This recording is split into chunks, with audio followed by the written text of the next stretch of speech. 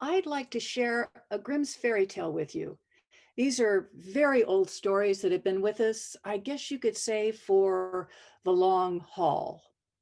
Now, once upon a time, there was a king who loved his daughter with such a possessive passion that he had a glass mountain made. And then he sent word out, anyone who wishes to marry my daughter must first climb the glass mountain to the other side without falling. Oh, many came. They came from far and wide. Knights, princes, hopeful young squires, but in vain did they climb that glass mountain. Sometimes they broke an arm when they fell, sometimes a leg, and many a man broke his neck. Those who survived the fall retreated, bloodied from broken shards of glass. Now the princess watched these bold men trying to climb the glass mountain, and secretly she was glad when they failed. For you see, there was a young man, not a prince, not a knight, not even a squire, just an ordinary young man. But he loved her with all of his heart, and she loved him. He went to her father, the king, and asked for her hand in marriage. And the king looked at this common young man and he laughed. But the princess stepped forward and she took that young man's hand in her own and said, I will go with you. We will climb the glass mountain together. And if you fall, I will catch you and hold you. And so they set off and began climbing the glass mountain. Halfway up the mountain, the princess slipped and fell.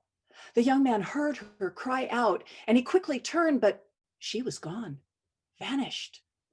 He looked, but the mountain had opened up and then closed over her so quickly, he did not see where she had gone to. He searched and he searched until it grew dark. And then he carefully climbed back down the mountain and went to the king. He told the king what had happened, and together they wept. The king had the mountain broken open, hoping that he would be able to find his daughter and bring her back out. But they could not find where the princess had fallen into. The king's daughter had fallen down, down, deep into the earth, landing in a great cave.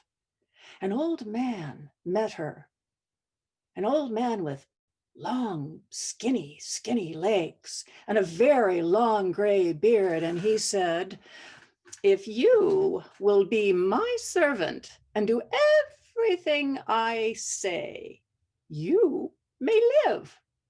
If not, you'll die.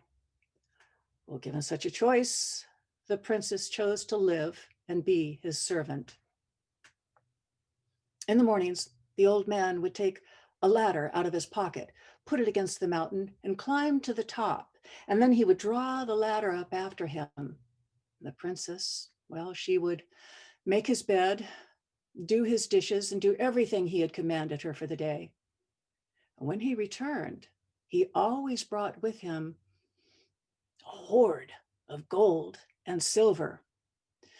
And so it went, day after day, month after month, year after year, and the princess's golden hair turned silver.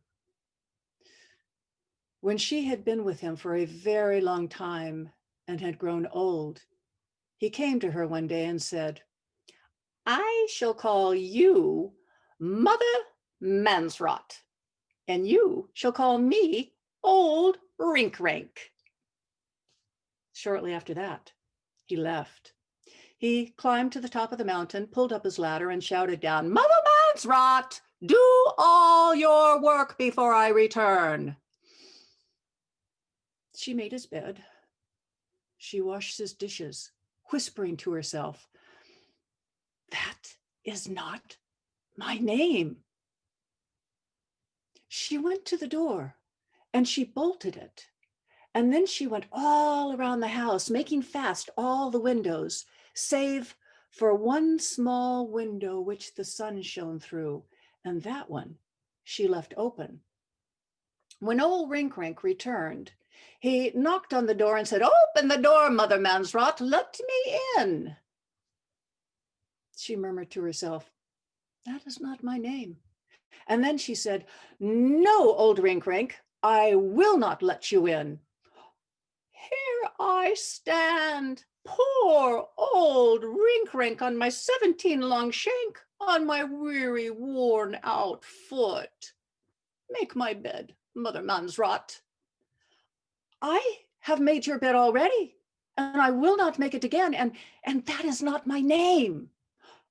"Here I stand, poor old Rinkrack, on my 17 long shank, on my weary, worn out foot.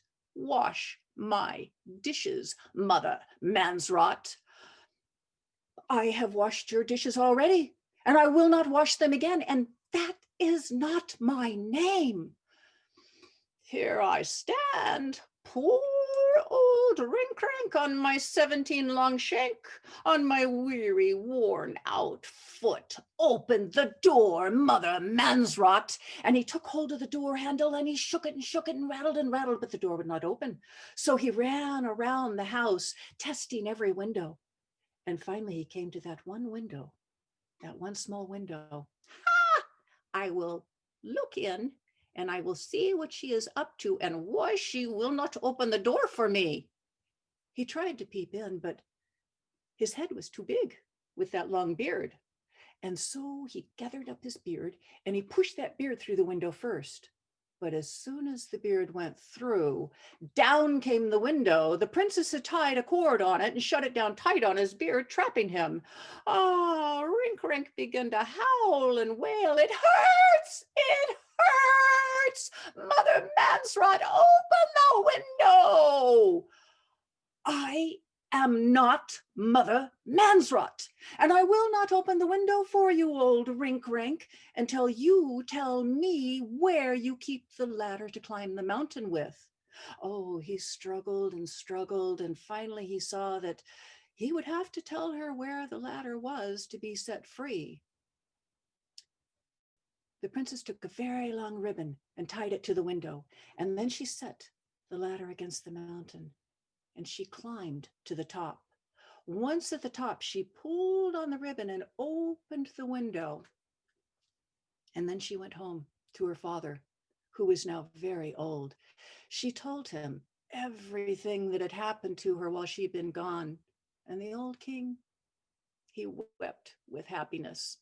And the princess, she wept with happiness, for you see, her beloved had waited for her all those many, many years.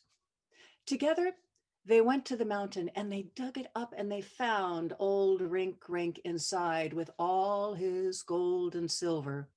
The king had old Rinkrack put to death, and he took all his gold and silver. The princess married her beloved, and they lived the last of their days right happily in luxury and joy. Old Rinkrack.